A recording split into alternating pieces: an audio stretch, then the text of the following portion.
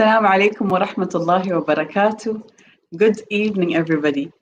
Welcome to Knowledge Oman's fifth webinar with me, Nabila Al-Barwani. Tonight, I'm beyond thrilled to be moderating the session with you today on a very special day, a day that has been dedicated to us by the late Sultan Qaboos. May his soul rest in Jannah. Today, on the Omani Women Day, I'd like to congratulate all the Omani women. Congratulations and happy Omani Women Day.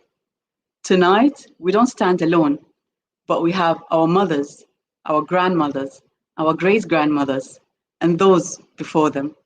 Generations and generations of women who have put so much effort, who have believed in themselves and lived their dreams as well. So congratulations to all of them. Congratulations to all of you and happy Omani Women Day. I'm very honored to be moderating tonight's session, and I am also very happy to have a very special guest with us tonight, inshallah. As we always do, I'd like to introduce Knowledge Oman very briefly to those of you who are tuning in for the first time. So Knowledge Oman is an award-winning, is a multi-award winning knowledge sharing platform that was founded back in 2008 by Tariq Hilal Al-Barwani, who wanted to play a role in the vision of the late Sultan, who cared about transforming Oman into a knowledge-based society. So we've been offering talks, projects, seminars, webinars through our reputable speakers and experts in the fields.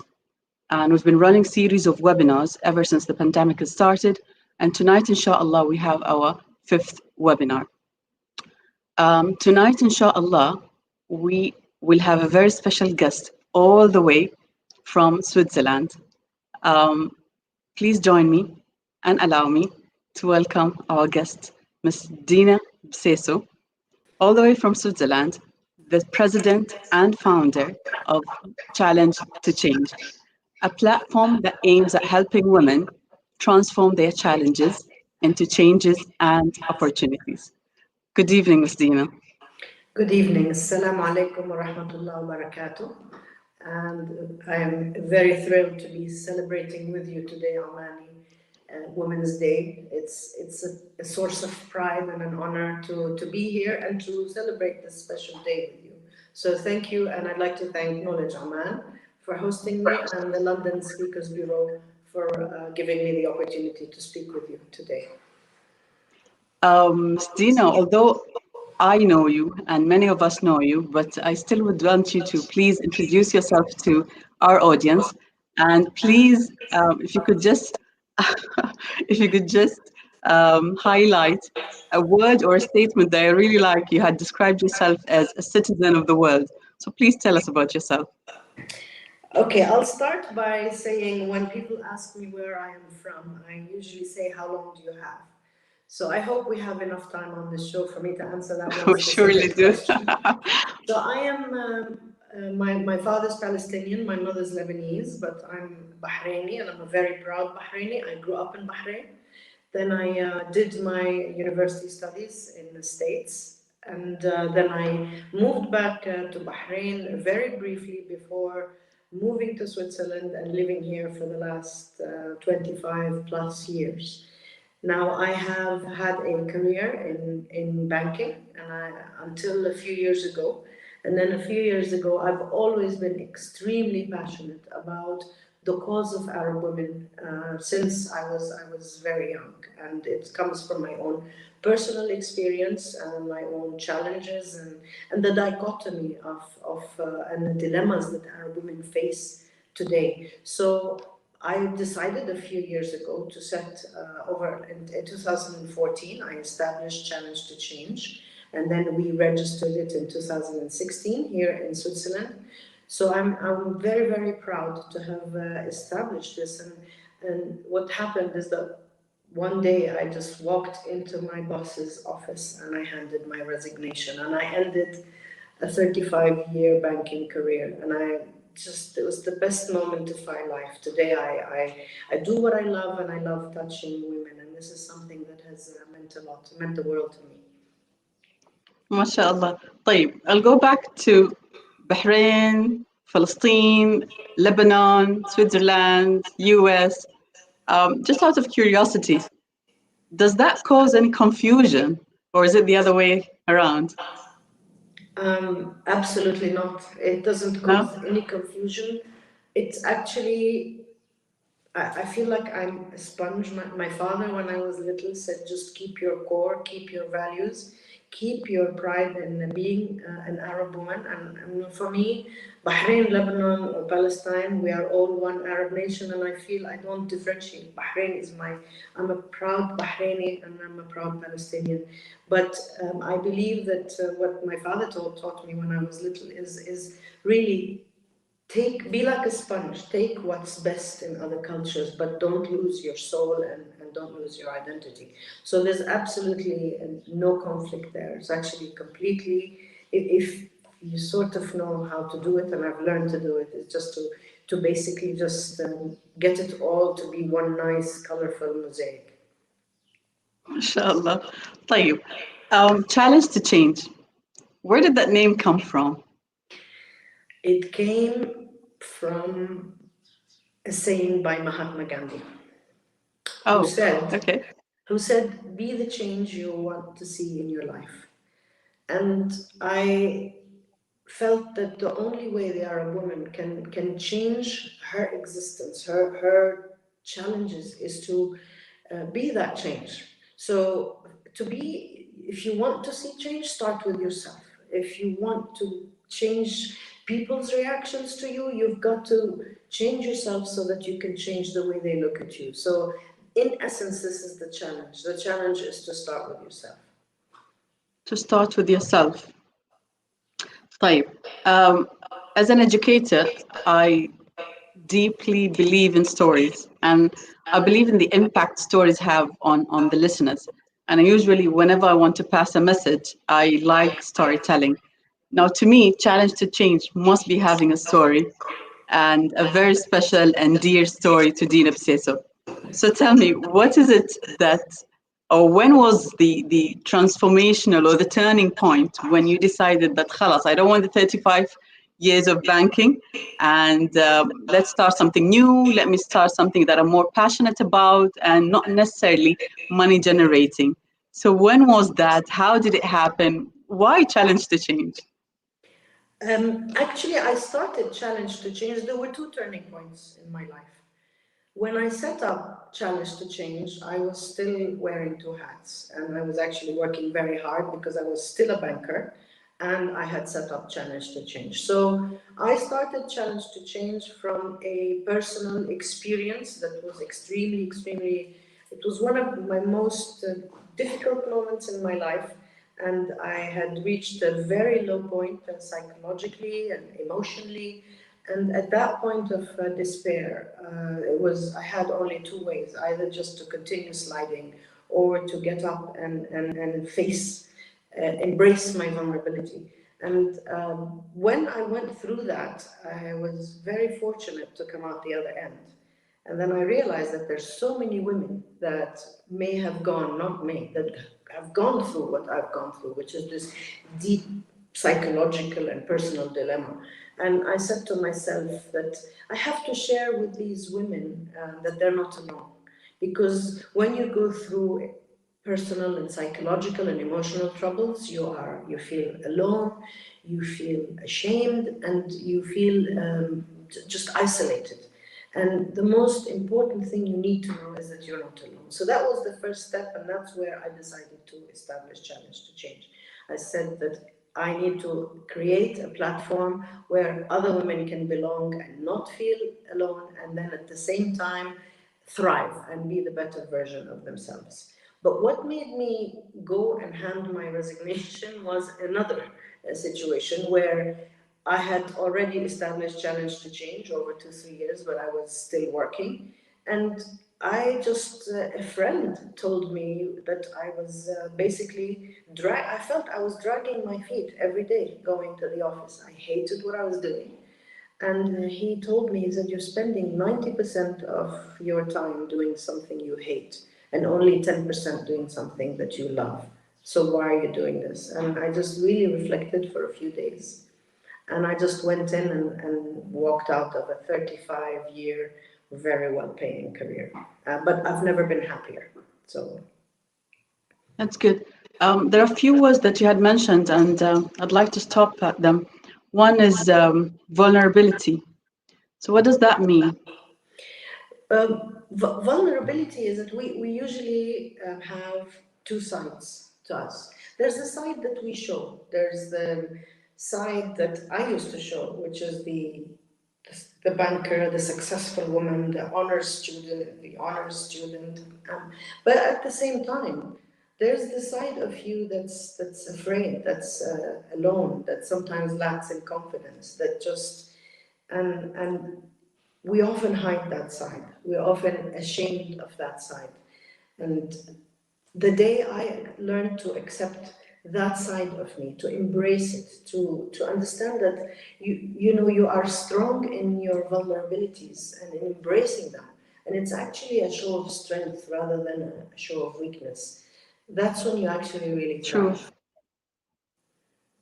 True. Another thing you had mentioned is you're not alone.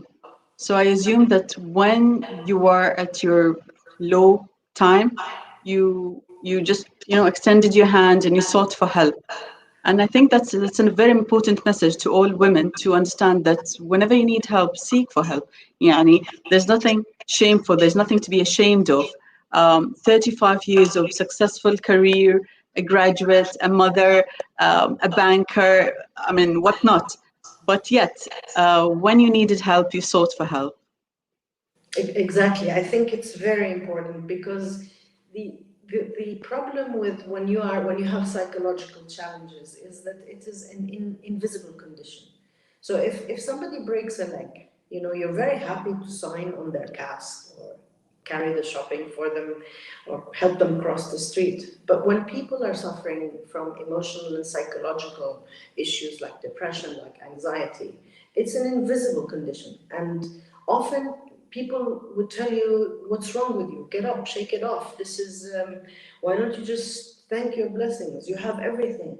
And they don't understand that this is something that comes from within. And it's a condition just like any other condition, like cholesterol or diabetes, except that this one is invisible and it has a lot of taboos and stigma around it. So when we accept that this is a condition, that this is okay, that a lot of people actually, according to the World Health Organization today, it's the third most debilitating disease after cancer and cardiac diseases.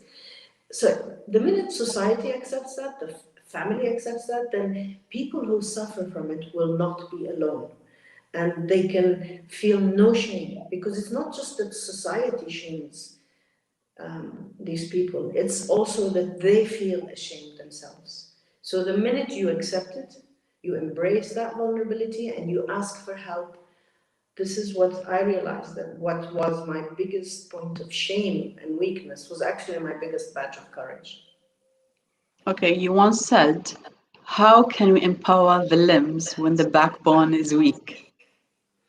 Exactly, because most support programs in society focus on education, vocation, and profession.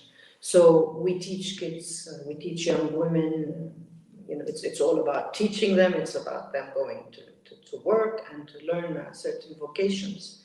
But how useful is it if you have a PhD in chemistry, but if you go back home and you suffer from severe and deep anxiety or depression or very low self-esteem, you have to, I mean, as the way I see it is that all these training programs, educational and professional, are the limits.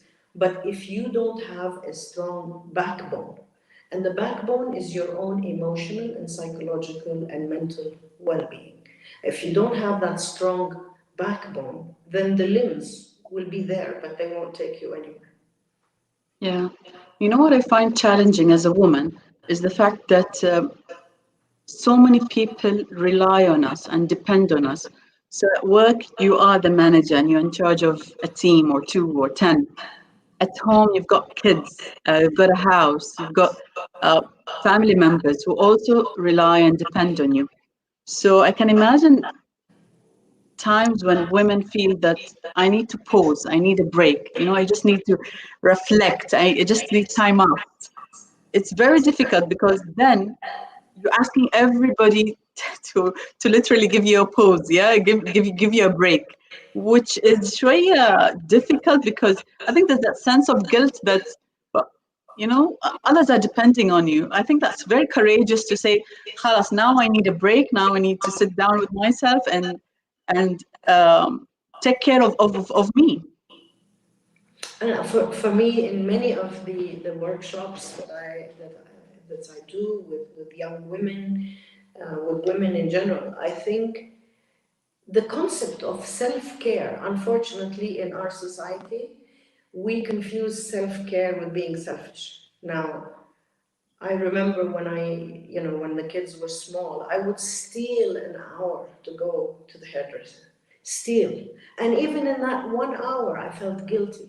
And that's what I try to tell these young women most of the time. I try to tell them that self-care is something that's extremely important, because how can you care for others if you can't care for yourself? How can you love others if you don't love for yourself? How can you respect others if you don't respect? Or how do you expect others to respect you if you don't respect yourself?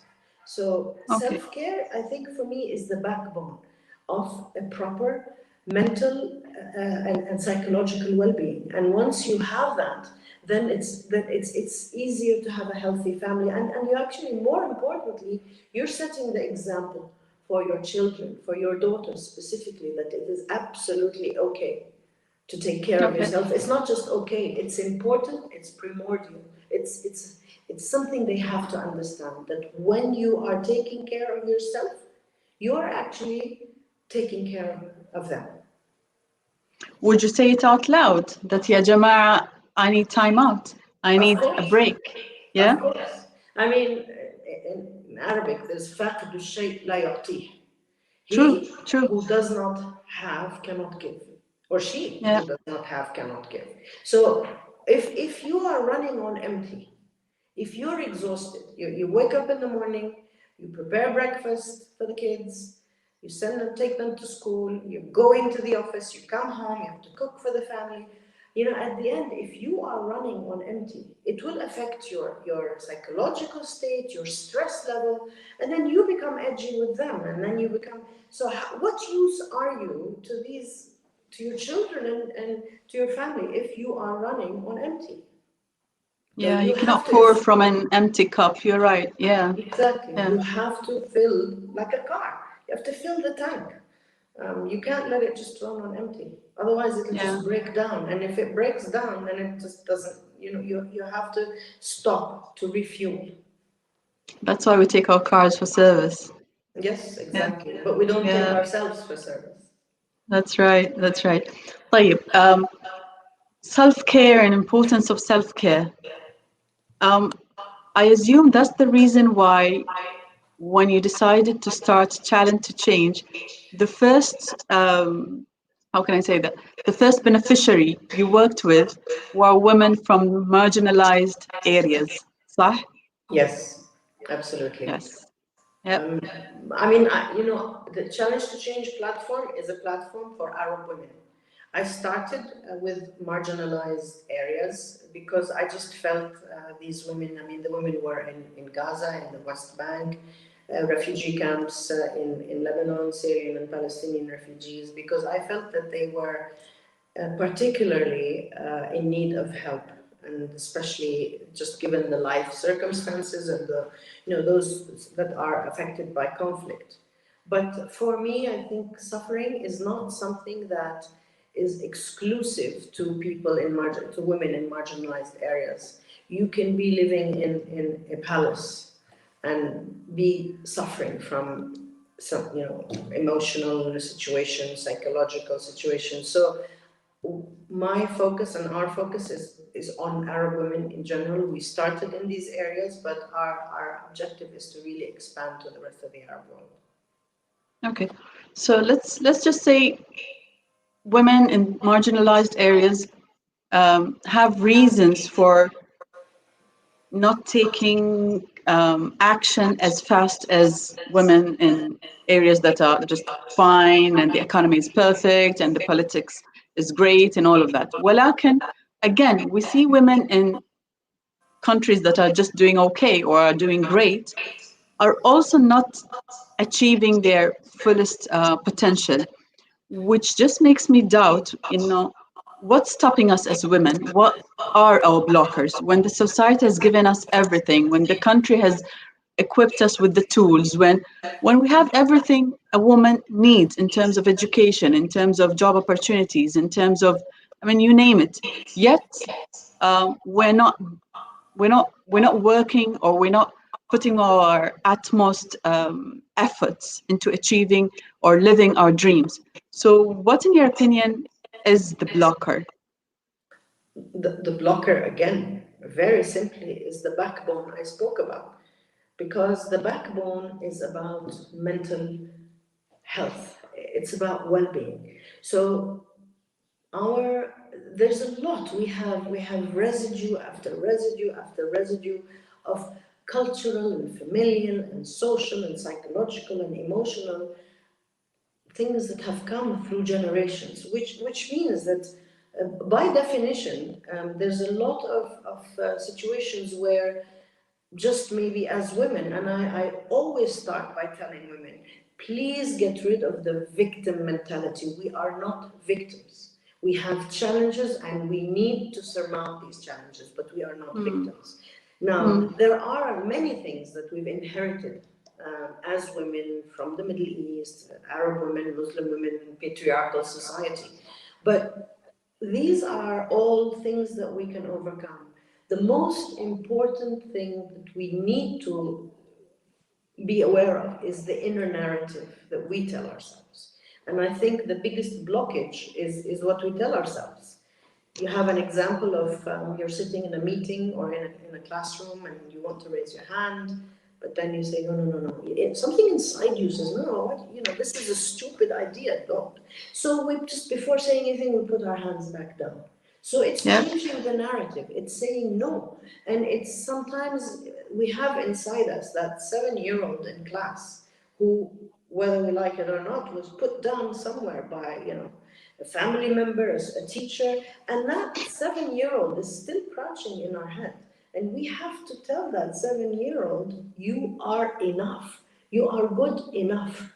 And that's, for me, what I'm trying to tell all these Arab women out there. You are enough, the way you are, with your vulnerabilities, with your contradictions. This is the beauty of who you are, and your cultural mixes. Yeah, so it's a mindset. It's a mindset. Absolutely. And yeah, it's that inner voice in here that keeps on Exactly. talking to us negatively. But then, can you switch it off? There are ways, well-being, mental well-being doesn't just come. You don't just sit here and it's like, oh, it descends on you from the heavens. No. It takes hard work. I mean, there are many things that would help you achieve this balance, this mental well-being. It starts by having a proper discipline, simple things. Having a discipline in your life, al-aql salim fil jism salim. How do you, a healthy body is in a healthy mind. How do you balance the two to just be healthy? It's about gratitude, things that we sometimes think very simply, we take for granted, but gratitude, being grateful. There's a Harvard study that says if you practice gratitude regularly, it rewires your brain to think more positively. Acceptance. So there's many different tools that can, meditation, and then the list can go on, but they're basically mental well-being takes commitment and hard work. And most importantly, it's reaching a level where you can still your mind or stop the negative narrative. I always say, there's a book I read once which just says, it's called Flip It. You flip it. When you start saying something negative to yourself, flip the narrative. Just counter it by a positive statement, and very soon the negative will become less loud. طيب, I remember yesterday this incident happened to me when I'm working on a project. It's an educational related project. And I've put so many hours and so much effort into it that I'm about to deliver the project and submit it. So this woman from the same field, knowing how much time and how much effort I've put into this project, was like, are you sure you can do this? Are you sure you're the right person for this? Are you sure you want to try this new thing? Uh, and she made me second, how can I say it? She brought those second thoughts to my mind and made me self-doubt myself.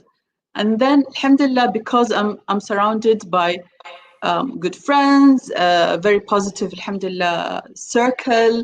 And I had that encouragement from my friends who were like, Nabila, you can do it. Nabila, don't listen to any of that negative ideas. And who is anybody to tell you what to do and not to do?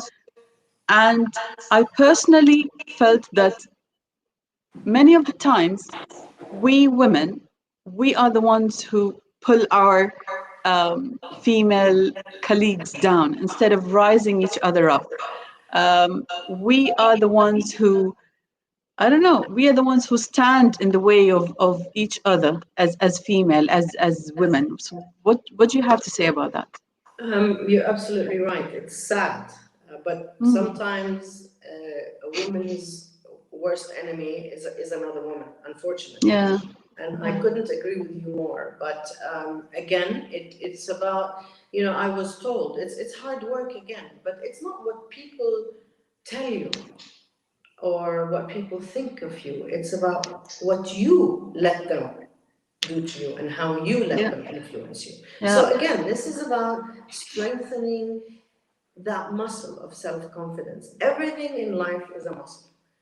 Whether it's going to the gym and strengthening those muscles, your triceps and biceps, or it's that self-confidence, positivity. It's also strengthening that confidence. But sometimes we can do things, change things around, and which is what we do in Challenge to Change, which is by creating a community. I mean, we have these women's circles, and my concept of having Challenge to Change is to create solidarity.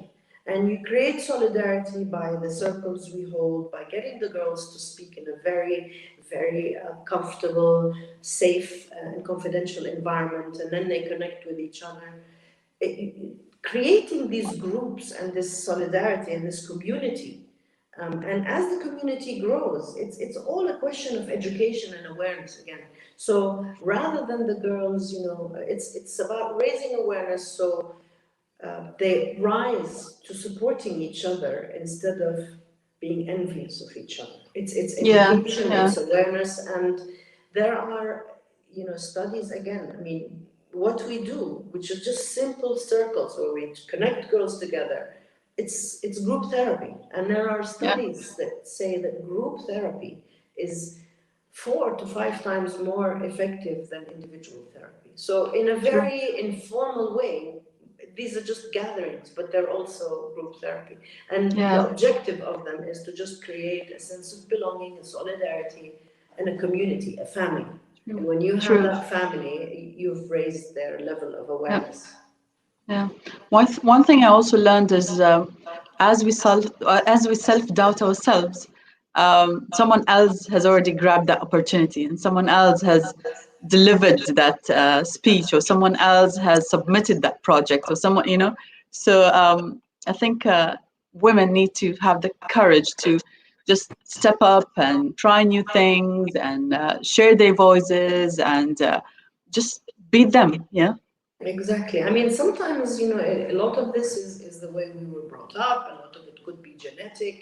A lot of it is, much of it is cultural, the way we grew Mm. up as women in a patriarchal society. And, you know, boys are maybe by definition just brought up to be more outgoing and to go out there and grab things, and we're just taught to sit back. And so we have to just not fight against the way we were brought up, but actually embrace it. And Many times, in my career as a woman and as a banker, the idea was not to try and be a man, because there's many male bankers out there. The idea was to try and see what are my strengths as a woman that I can bring to the table.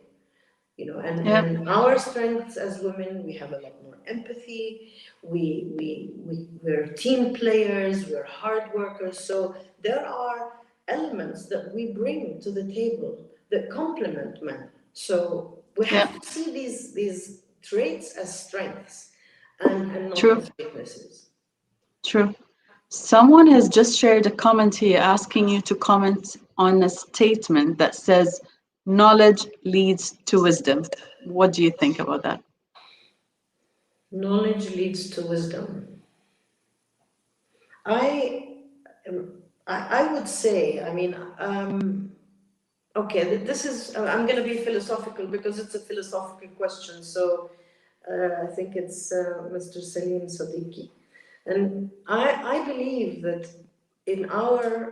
we all have our truths and our knowledge. I have my knowledge, my set of knowledge, my set of truths that has been developed through my experiences, my faults, my mistakes. So this is my set of knowledge. And I believe that as the generation came and I'm going to sort of raising my children, it's not my responsibility to pass my knowledge on to them. It's my responsibility to equip them with the tools and the wisdom to find their own knowledge. So this is what I would comment. I think that knowledge is a set of one's own experiences, but wisdom is what you transmit to other people, to the younger generation, to people around you. And knowledge can be subjective. So, sometimes knowledge is subjective. Okay, back to the point where you were emphasizing on the importance of being part of a community. I remember one of the programs that Challenge to Change offers is Big Sister, Little Sister. Can you tell us about that, please? Yes.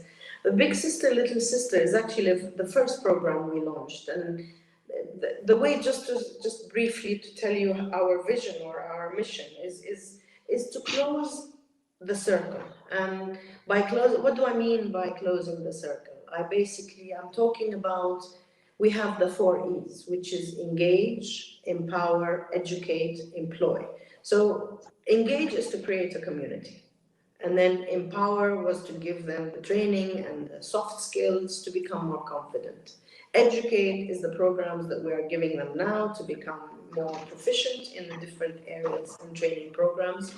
And we cannot, this is all has no value if they don't translate that into some form of economic independence and subsistence. But let me go back. So the reason I've mentioned the 4 E's is that the Big Sister, Little Sister was the engage phase. And that's where we decided that we are bringing together, it's a mentorship program. So we're bringing together successful businesswomen, teachers, professors, and at the same time, these people would adopt, if you may, young girls in Lebanon and in Palestine, and some of the young girls, and they would mentor them. These girls are at a very, very important phase in their lives. They have to make decisions from an academic point of view, marriage decisions, partner decisions.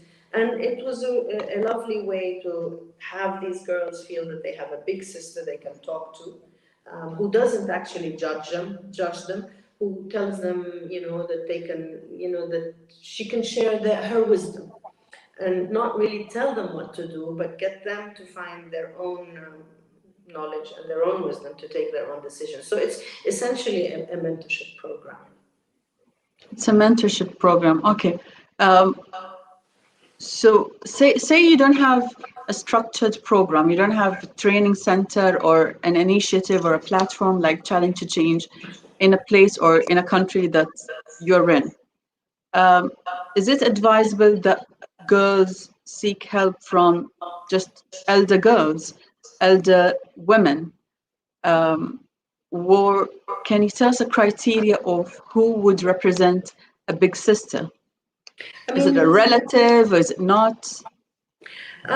Usually, the big sisters we have are role models. So they are women who actually all volunteer, but they're leaders in their community. They are very successful businesswomen. They are professors. They are leaders of organizations and international organizations.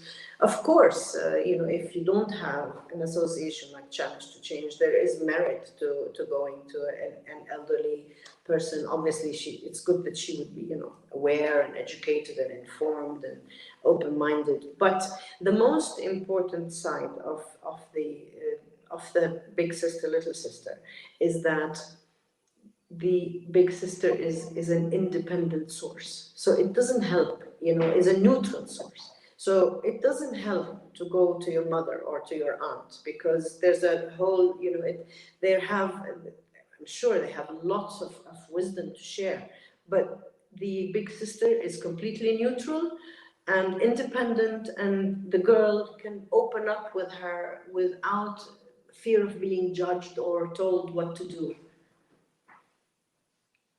Okay. Someone says, thanks for the explanation on knowledge and wisdom. Yes, he would like to add.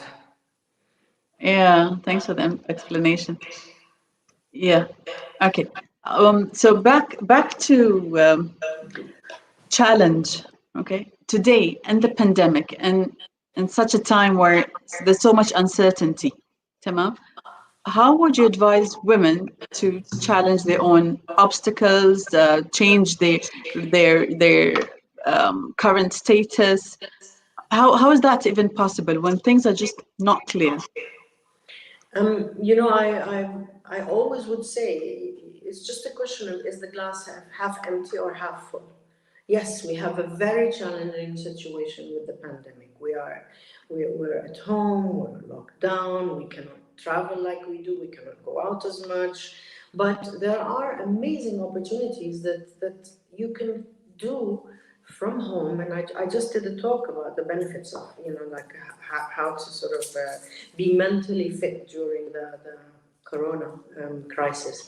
And that's essentially, there's so much that you can do to be mentally fit.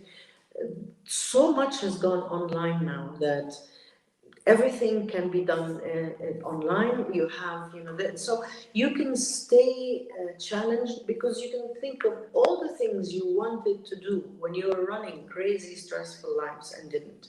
And now you have the chance to sit. And I remember actually the best from March until June, I was locked up in Bahrain most of the time, but it was a very nice time because it forced me to sit, to focus on what's important, to play backgammon with my father. I never had time to even stay, I'm sitting there. So I had the time, we had the time to sit back and say, I want to do this, I want to do that, I want to paint, I want to do this and that online learning.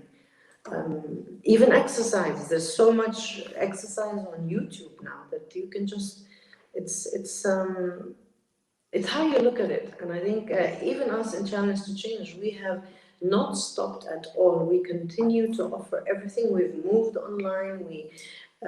Because of the confinement, there's very few, like with the social distancing and the lockdowns, we've moved online and we are equally as effective. So it's just about changing just the perspective again. Okay. Things will go back. I mean, things will go back to what they were. But by the time we'll go back, I think if we adopt the right attitude, we will be the richer and the better for it. Okay. So there are two ways. There's either a girl who hasn't figured out yet what she wants to do in life. And by that, I don't mean a career or a job, but what's her purpose in life? Like, we all have a purpose for being here. So you either haven't figured that out yet, or there is a woman who has spent years and years in her career, raised her children, they've grown up, everything is perfect. And then at the very, I don't know if I can call it a late stage or what, but she realized that this is not what I want to do and I'd like to change that. Okay. Is this too late for the second woman? Is the first woman or the first girl ever going to figure out what she's here for? How can she figure out what she's here for? All of those questions usually come in mind when you are young. Like everyone has achieved their dreams or living their dreams, but I am yet to live my dream. What can you say about that? First of all, to the young girl, I would say, there's no road that is paved unless and until you take the first step. And so many times, I mean, there is no dream, one dream. I started my life thinking I was going to be a lawyer and live in Bahrain. And I was convinced I was going to be an international lawyer. I was going to belong to an international organization. I studied law. I studied political science. And then one day I did an internship in a bank, and I'm like, hey, I like this. And then I ended up in Switzerland. None of this was planned. Then, when you spoke about the older woman who just decided again, was it too late? I mean, I'm in my 50s, and I just decided a few years ago that 35 years of banking, now I want to fulfill my dream. So there is, first of all, it's never too late. You're never too old to start all over again. And so this is what I would say to the woman of, I wouldn't say older women, because I don't consider myself, to the mature woman. And to the young girl, I'm like, you have the rest of your life. And so, you try something, it doesn't work. You try something else, it doesn't work. The only thing I would tell this young girl is do what you love. Because if most successful people today are people who decided to do what they love. And it's like me dragging my feet going to my banking job every morning until it became unbearable. So just cut all that unnecessary and find out what you love. And sometimes you'll have to go through so much to figure out what you love. And every road, every path that we take is taken by the first step. I mean, there is no path unless we start walking. So we can't just sit on the fence and say, okay, this is my path. You have to start walking. And then somewhere in the middle of the road, you will decide, okay, like Robert Frost said, two roads diverged in a wood, and I took the one less traveled by. You might end up choosing to take the road less traveled by, but this is your journey. And I'm so passionate. You can see the passion now. The most important thing I would tell the younger girl is that it's really not about the destination. It's about the journey and what you learn during that journey. Okay. Just as silly as this question might sound, like I always wonder, why is it women empowerment? Why can't it be girls empowerment? يعني in Arabic تمكين المرأة. ليش ما تمكين الفتاة? It should start at a very early age, I believe. I think because the term girls maybe had in the old days, sexist connotations. When men would refer to women, they would refer to them as girls, and I feel strongly about that. We're either women or young women. I mean, girls are girls up to the age of 13, maybe, but then we're young women and we're women, and it's just, I think it's important to make that differentiation. It just has historical connotations. Okay. I have a question with me here that says, كيف توجد التوازن بين القوة والحاجة للمساعدة? Sorry, but that question is in Arabic. Would you like me to answer it in Arabic? Yeah, please go ahead. Please repeat the question again. كيف توجد التوازن بين القوة والحاجة للمساعدة؟ Okay. أساساً القوة ليست شيء مضاد للحاجة للمساعدة. أنا أجد أن هناك قوة كبرى عندما تريد أن تساعدي. مساعدة الآخرين هي أقوى أمثلة القوة. فما فيها توازن، فيها إنك تتقبلي، تتقبلي إنك جزء كبير من المجتمع ومن قوة المجتمع ومن الأشخاص اللي كانوا تاريخياً من أقوى شخصيات هم الأشخاص اللي ساعدوا المجتمع. فأنا لا أجد تناقض بين القوة والمساعدة، بل بالعكس أجد أن مساعدة الآخرين والشعور يعني بمساعدة المجتمع وبالتآزر مع المجتمع هو أقصى يعني قوة. Yeah, I think she was referring to her needing help, which we had answered earlier in English. Yeah. Okay. لما بالعكس يعني لما أنت بتطلبي المساعدة ما في ضعف مرات، ما في ضعف إنك أنت تضلي تحسي إنه أنا لازم يعني أضل قوية، لازم أضل قوية وأنا عم بنهار من الداخل. بالعكس في قوة كبرى إنك تعترفي وتحسي، إنك تتقبلي اللي عم بتحسي فيه، لأنه الإنسان يعني الإنسان قوة وضعف، الإنسان عاطفي ومنطق، فما في ضعف يعني أبداً إنك أنت تطلب المساعدة. بالعكس أنا بعتبر إنه قمة الشجاعة وقمة القوة إنك تعترفي تقولي أنا مش قادرة، أنا منهارة من الداخل، أنا نفسيتي تعبانة، أنا بحاجة للمساعدة. فيها قوة كبيرة إنك يعني تاخدي هالقرار الشجاع وتقولي أنا بحاجة للمساعدة. وأنا أول وحدة عملتها، وفي كثير ناس المجتمع للأسف ما بيشجع وبخلينا نحس إنه لما أنا بطلب المساعدة إني أنا ضعيفة. بس وأنا عشت هذا الشيء شخصياً، وعشت يعني عانيت وتعذبت لفترة طويلة، ولما أخيراً لقيت إنه لا لازم أسأل المساعدة، الشيء الوحيد اللي قلت إنه ليش أنا شعرت إنه هذا ضعف، وليش أنا ما طلبت المساعدة قبل بسنين، لأنه كان ريحت نفسي وريحت اللي حوالي. Yeah, I think like you said, it's the pattern that we have gotten used to seeing and living in our homes and our lives with our parents.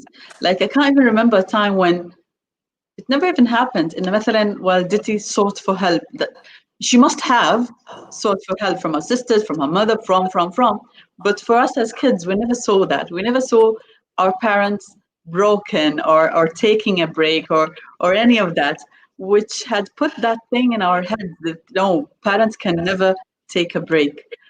But yeah, alhamdulillah, الحين with awareness, we realize the importance of asking for help. Yeah. It's very important. Yeah. I would want to ask, please, the team, if you could bring back the question or the comment that just passed. Sorry, Dina was talking, I couldn't interrupt. It was about someone, yeah, I have found a big sister in the lowest part of my life, and I can say she was heaven sent. Yeah, you know, as I get older. Thanks, Mariam. Thank you, Mariam. You know, I find that there is nothing more precious for a woman than a girlfriend, a friend who's a woman. And as I get older, it's something sometimes, you know, it is as valuable and as important as family. Because as women, we can laugh together, we can cry together, we can just laugh at each other's silliness, and we never judge each other. But that goes back to having the awareness to feel that we all belong to a common community, that we all have that community. So we grow out of the envy and the petty-mindedness, and we grow into belonging to a community, because we are stronger together than when we're sitting plotting and gossiping about each other behind each other's back. We just realize how hurtful that is. Okay, there's a question here that says, what would make a woman phenomenal? What makes a woman phenomenal? Just follow your dream, dream big. Dream big. Dream big, yes. Dream big, follow your dream and do what you love. Do what you love. Don't think it's silly. If you want to be a painter or a musician, I come from a generation where I couldn't do that. Because it's like I couldn't, I write, I used to paint, and at the time it's like you have to go to my father and say, I want to go and learn how to paint. That wasn't an education. But you are lucky, the younger women today are lucky to follow what they love. So follow what you love. Yeah, You'll be dream big. for it. Yes. And then there is, what are essential qualities in the women of today? Essential qualities of the women of today. I think what I see in the young women of today compared to my generation, I think that they're a lot more confident and they speak their mind, they stand up for themselves, they know how and when to say no. Because Yeah. we didn't know how and when. And I remember one of the girls in the workshop, she said, Dina, if you were to go back and be 25 again, what would you have done differently? And I said, there's many things I would never have done differently. I don't regret a thing, but there's one thing I would have wished I did when I was 25, which is take a stand for myself and say no, because it wasn't something that was easy for us to do, given our upbringing. True. Okay, so back to the 4 E's when we said engage, empower, educate, and employ. Yes. Employ, does it have to be in a setup of, a corporate, an enterprise? Absolutely. Yani, in other words, do we encourage every woman and all women to work for an enterprise? Well, no, as long as you have your education, then you're good enough. Of course, the education is good enough. But today, the whole world economy is changing. The internet has changed our lives to such a degree that more and more, and especially now with the corona, that jobs have become virtual. We have situations where many of the girls we train take intensive training, go online, get jobs, and then they're sitting at home. They're stay-at-home moms, but some of them are strong. They've had a working career. Now they're taking care of the kids, and as long as you have a computer and you learn certain skills, then you can work from home. So the idea is not about getting a job. The idea is about being confident, and sometimes being confident for some of the women in marginalized situations, and some women in general, is to be financially independent. There's a lot of empowerment in having your own pocket money versus asking, for money. It's a very strong factor. So the more we educate so that they can work, even for simple jobs or online jobs, then it just gives them that financial independence and consequently confidence. Okay.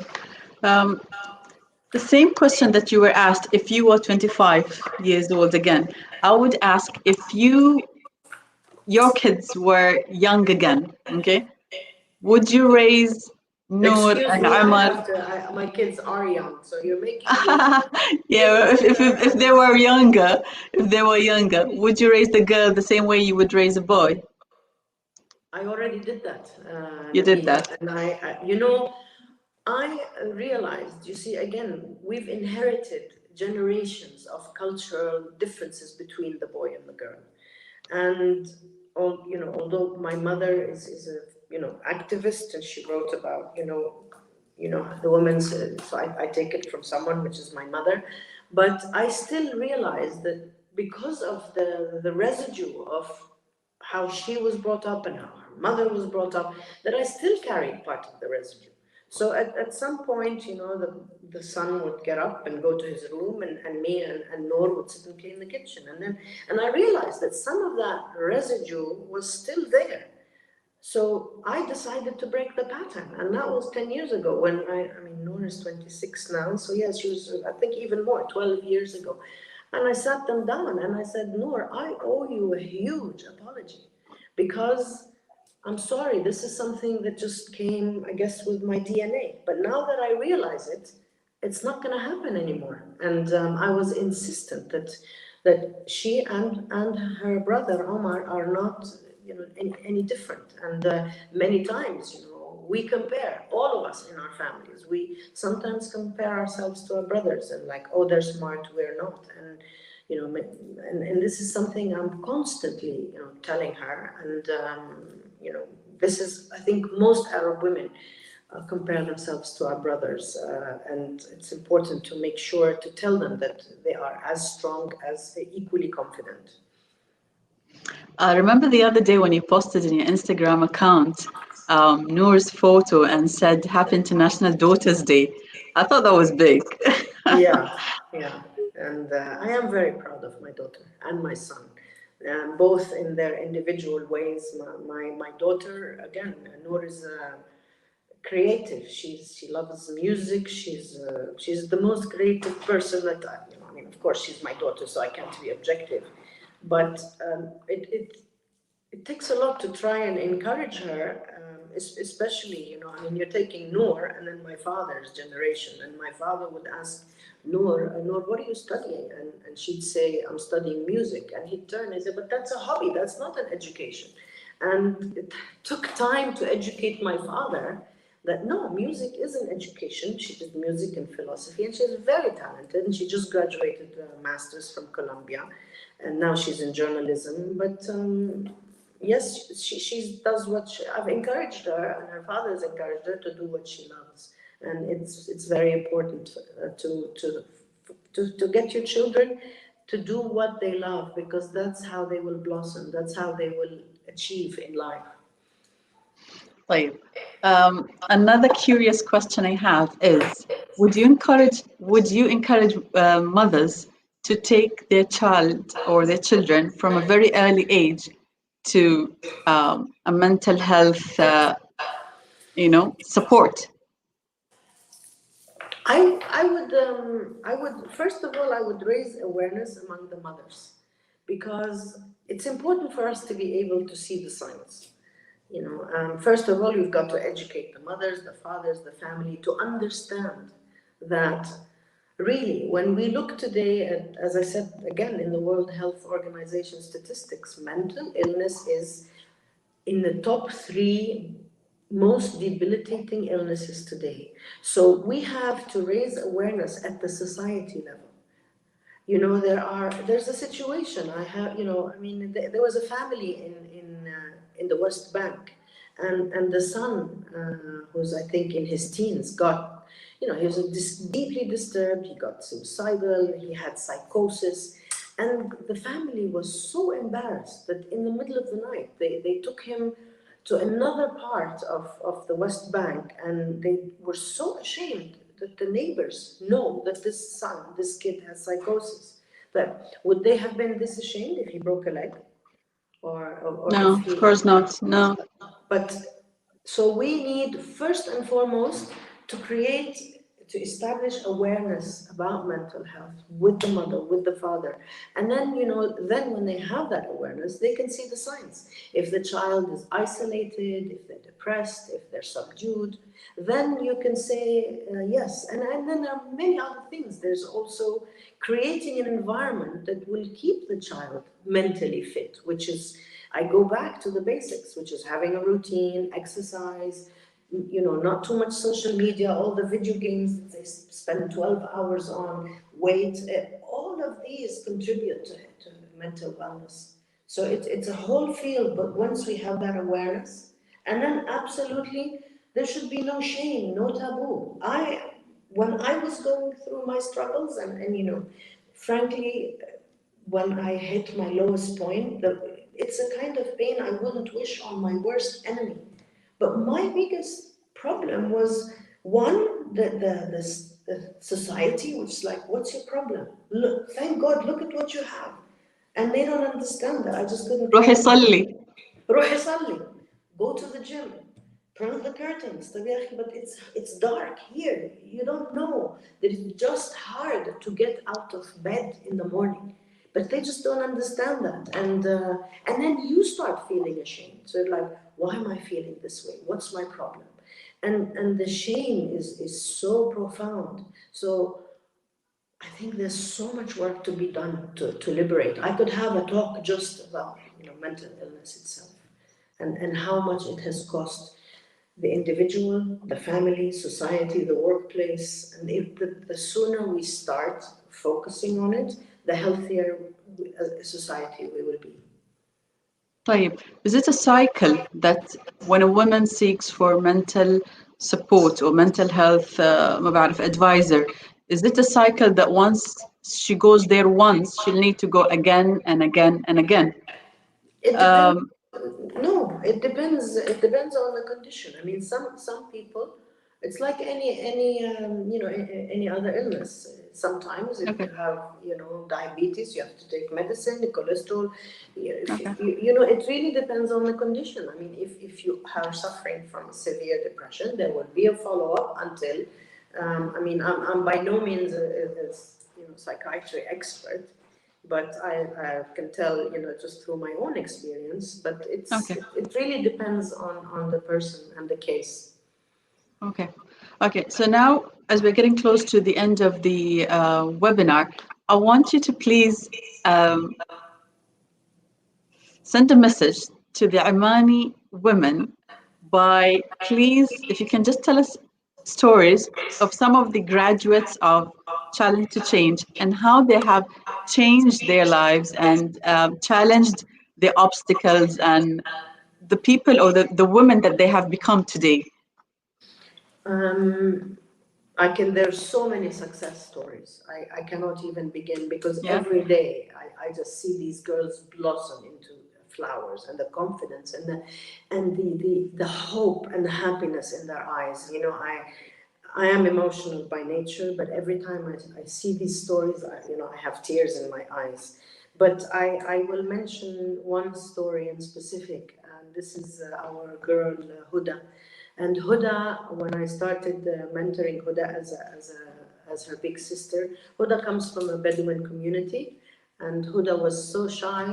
First of all, when she saw men on the street, she would cross the street because she was so afraid, so shy. And slowly, I began to mentor her, and then we took her on in Challenge to Change. And she's a Bedouin, she's a farm girl, and she's a herder of goats and sheep. And but she managed, she's a fighter, and she managed to get her father, while herding the sheep, to finish her education. And she has so much determination. And then when she came with us, she's now running our programs. She just was asked to do a TED Talk. She's been interviewed on French TV, German TV, and during the TED Talk, she did such a passionate talk that just as she finished the talk, the head of a university in Gaza got up and says that Huda will get a master's scholarship for a subject of her choice. And Huda, I just say because that's the story that comes to mind. But there's so many cases like Huda. I mean, we're at the end, but the success stories are boundless. يعطيك العافية, and salutes to Huda or every other girl who has a similar story like Huda's. Ms. Dina, أنا أشكرك. Thank you so much for your time. Thank you for joining us. Thank you for being a very special guest on a very special day to all Omani women. I'd like to wrap this up by saying, inshallah, may we know such phenomenal women like yourself. May we raise them. May we be them, inshallah. Thank you so much from me and the entire team of Knowledge Oman. Thank you. It really touched me to be here. Thank you very much. And happy Omani Women's Day. Thank you. Bye-bye.